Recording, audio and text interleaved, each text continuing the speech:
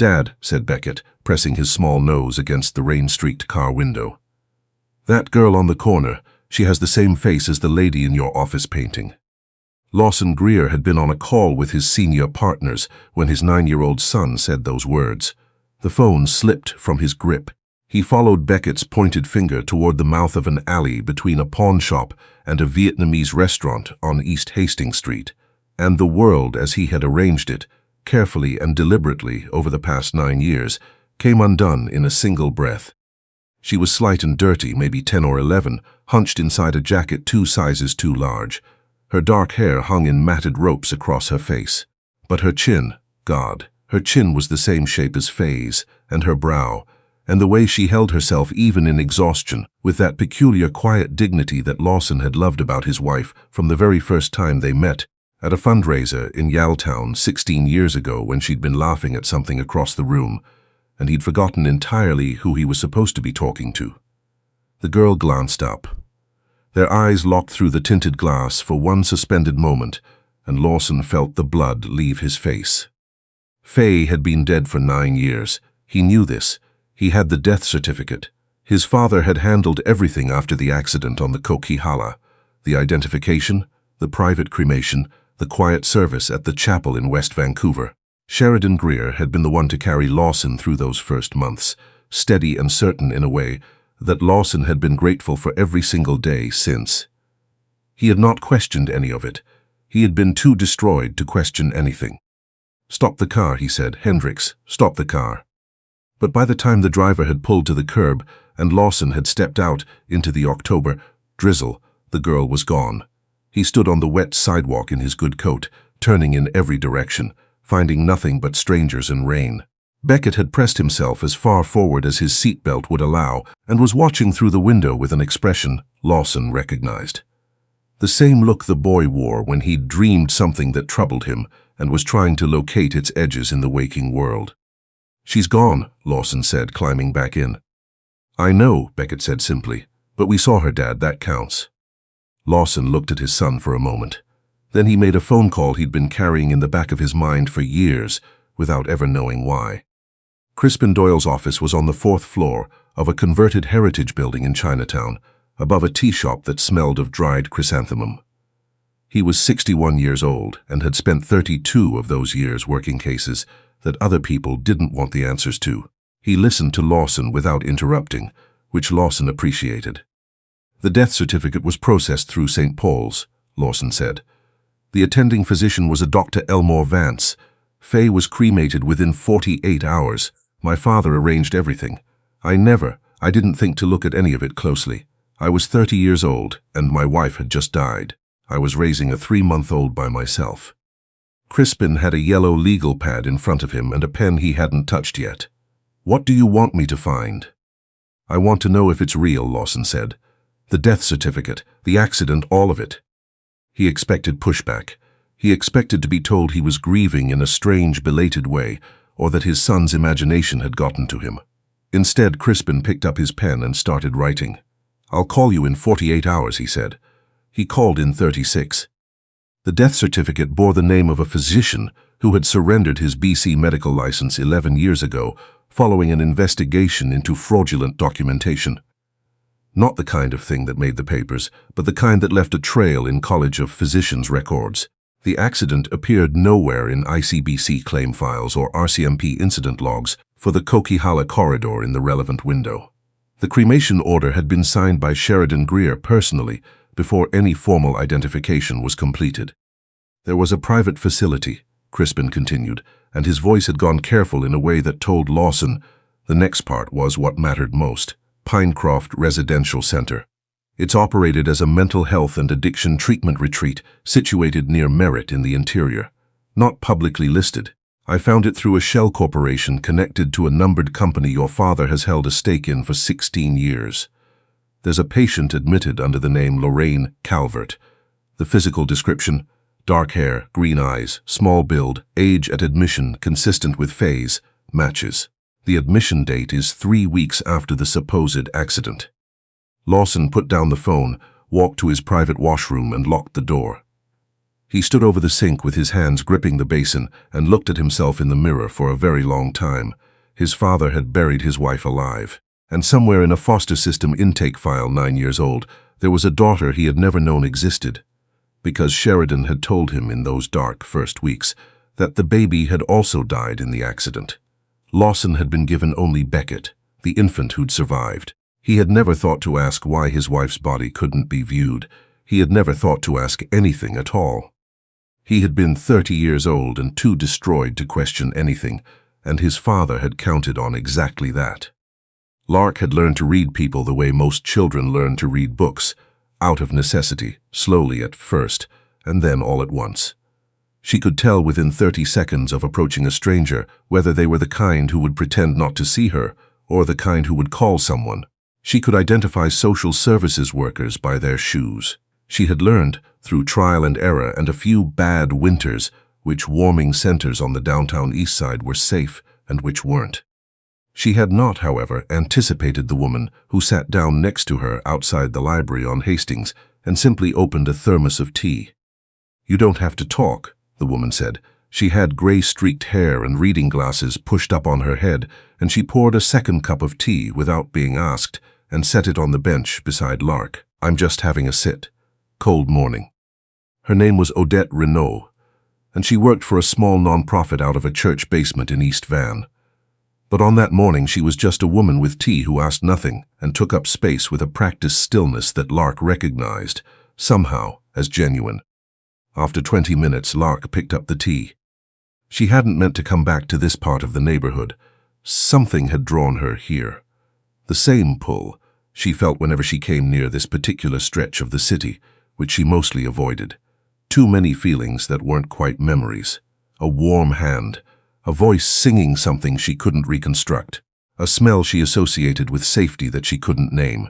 In the inside pocket of her jacket, wrapped in a scrap of plastic, she kept a piece of embroidered cloth about the size of her palm.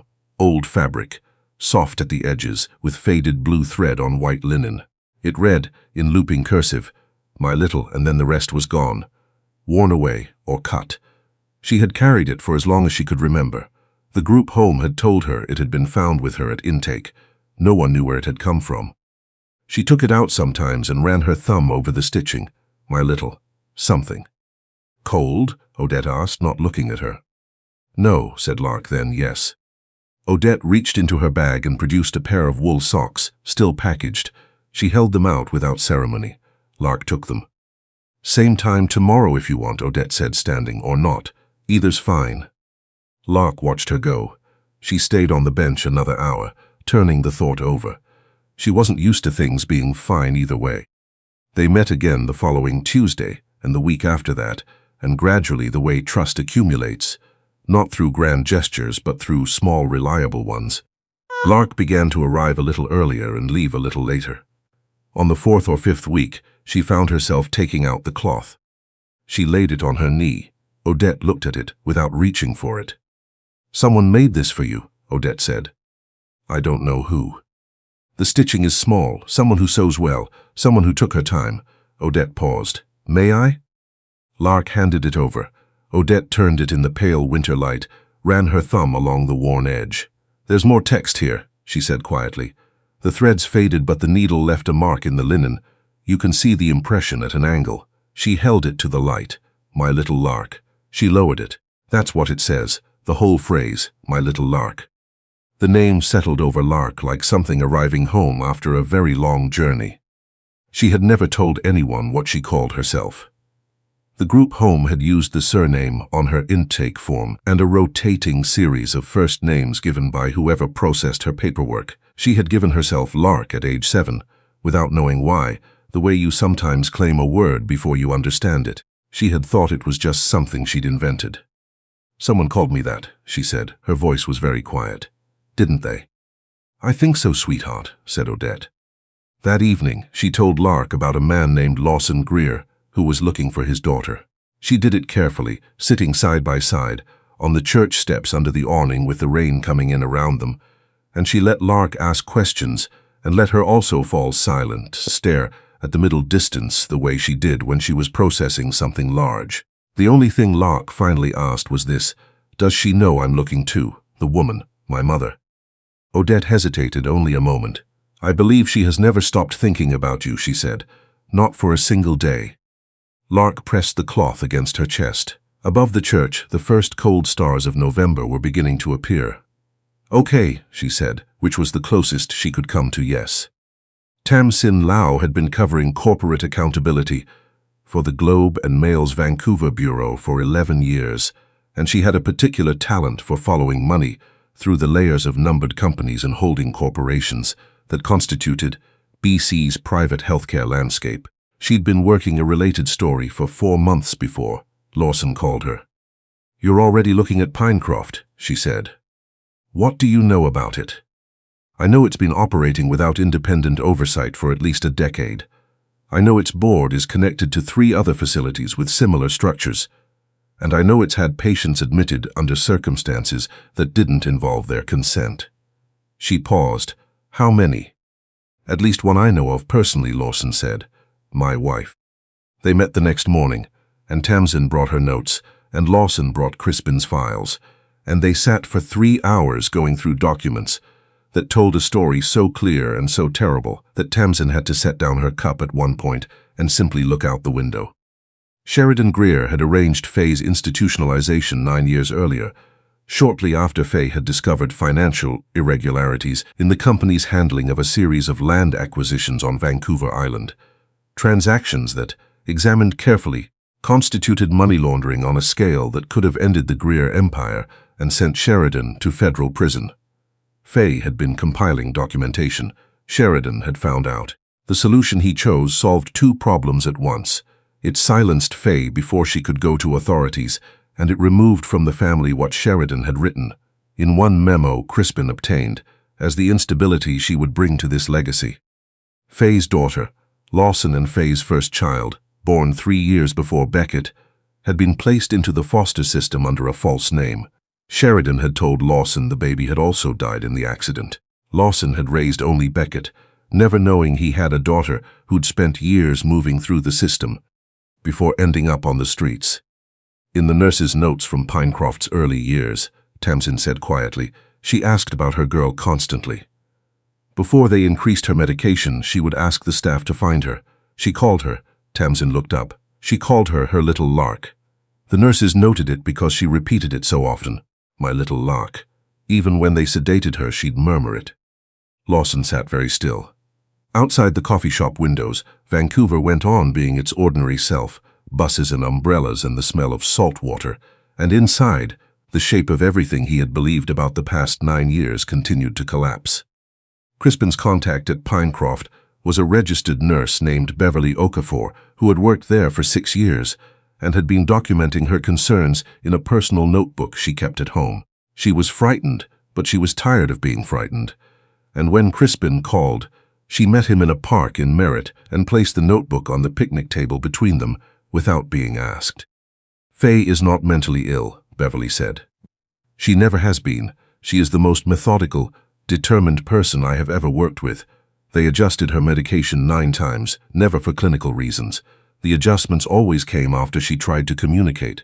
She memorized staff schedules. She found a way to get a message to a delivery driver once. They sedated her heavily for 6 months after that. Beverly's hands were steady on the table, but her voice was not. She has been waiting. She has been waiting for 9 years. When Tamsin filed her story with her editor, it ran to 3,000 words and was accompanied by Crispin's financial records, Beverly's notebook with Beverly's full consent, and a photograph taken on a staff member's phone, a woman with dark hair seated by a window, looking outward with an expression that was not vacant, that was in fact unmistakably, quietly, alert. The story was scheduled to run online at 9 o'clock Wednesday morning. At 7:45, Crispin called. They're moving her tonight. Someone tipped them. There's a transport booked for 11 p.m. Lawson was already in his car. Beverly made sure the East Corridor fire exit was accessible at 10:40. The transport company's van sat idling in the service lot. Tamsin waited on the road with her phone recording. Lawson and Crispin went in, and the hallways of Pinecroft smelled of institutional cleaning products and pine through the vents, and it was very quiet at that hour, and Lawson counted doors until he found the right one. Faye was already dressed. She had been awake when Beverly knocked. She stood in the doorway and looked at Lawson across the width of 9 years, and neither of them spoke for a long moment because there was too much to say and no sequence that made sense to start with. "I kept thinking," she said, and her voice was rough from disuse, "that you'd look at the death certificate and just know." "I should have," he said. "I should have looked at everything." "You were grieving," she said. He counted on that. She looked at his face, the new lines in it, the gray at his temples, and something moved across her expression that wasn't pity but was close to it, and close also to tenderness. "Is Beckett all right?" "He's the one who found Lark," Lawson said. "He saw her face through the car window and told me she looked like you." Faye closed her eyes for just a moment. Then Crispin touched Lawson's arm, and they moved. Tamsin's story ran at 9 a.m., and by noon had been picked up by CBC, CTV, and 4 international outlets. Sheridan Greer was detained by RCMP at his West Vancouver home at 2:15 in the afternoon. He told the officer at his door that everything he had done had been to protect the family's interests. The officer replied that he'd have plenty of opportunity to explain that in court. The board members who had known, 3 of them, were named in Tamsin's follow-up piece the following week. The financial records were referred to the RCMP's Financial Crimes Unit. Sheridan's longtime associate on BC's private health oversight body resigned before the week was out, and the investigation that followed took 2 years, but it was thorough and it mattered, and other families. Families who had lost someone to a facility like Pinecroft, who had been told a story that turned out to be something else entirely, began slowly to come forward. The first morning that felt ordinary was a Saturday in December, 3 weeks after the rescue. They were all in the living room of Lawson's house in Kitsilano, Faye and Beckett and Lark and Lawson, and outside the windows the mountains were fully white and the light off the water was the pale winter gold that makes Vancouver feel, occasionally, like a place that rewards patience. Beckett had been told about Lark carefully over several conversations.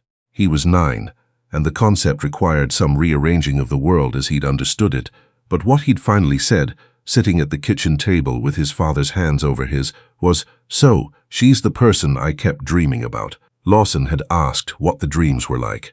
"Just somebody there," Beckett said. "Beside me in the dark. I always figured it was Mum." He paused. Maybe it was both. Now Faye sat with her arm around Lark.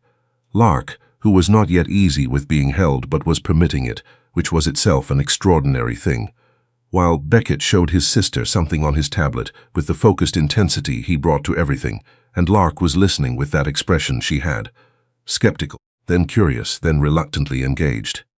Faye held the cloth in her other hand. Lark had placed it on the table between them at their first proper meeting, the way you offer something you've been carrying on behalf of someone else for a very long time. "I sewed it before you were born," Faye said when Lark asked. "I didn't know your name yet. I knew I wanted a word that meant something that moves and doesn't stay still, something that finds its own way." She looked at her daughter, this girl who had survived 8 years on the streets of Vancouver and arrived here intact, wary and resourceful and full of a carefully guarded warmth she was only now beginning to unguard. "I think I chose right." Lark hadn't said anything, but she'd reached across and taken the cloth back, and then held it in both hands, and something in the set of her shoulders had changed, a loosening, subtle and irreversible, like the first give of ice in early spring. Some things, it turned out, survived everything you put them through. Some things hold their shape no matter how long they wait in the dark, no matter how many years pass between the making and the finding.